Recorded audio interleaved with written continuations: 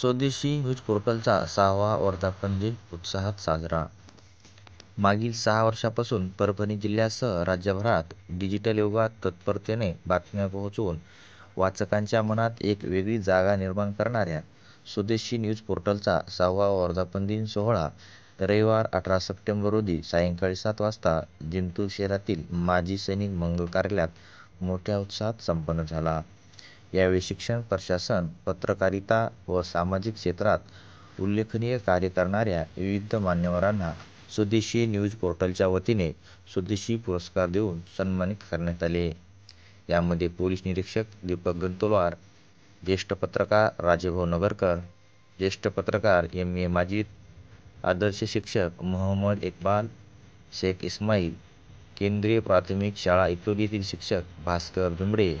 यावेळी माजी आमदार विजय भांबळे यांनी डिजिटल मीडियाबद्दल माहिती सांगितली व आजचे युग जलद गतीचे असल्याने स्वदेशी न्यूज पोर्टलच्या माध्यमातून जलद बातम्या पाहावयास मिळतात असे माजी आमदार विजय भांबळे यांनी सांगितले.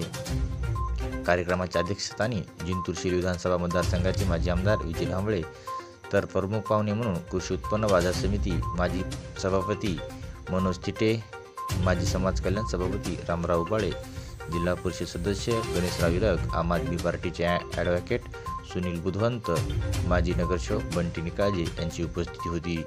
या कार्यक्रमाला जिंतूर तालुक्यातील सर्व पत्रकार, डॉक्टर, शिक्षक, विविध पक्षाचे पदाधिकारी, सामाजिक कार्यकर्ते यांच्यासह अनेक नागरिक मोठ्या संख्येने उपस्थित होते.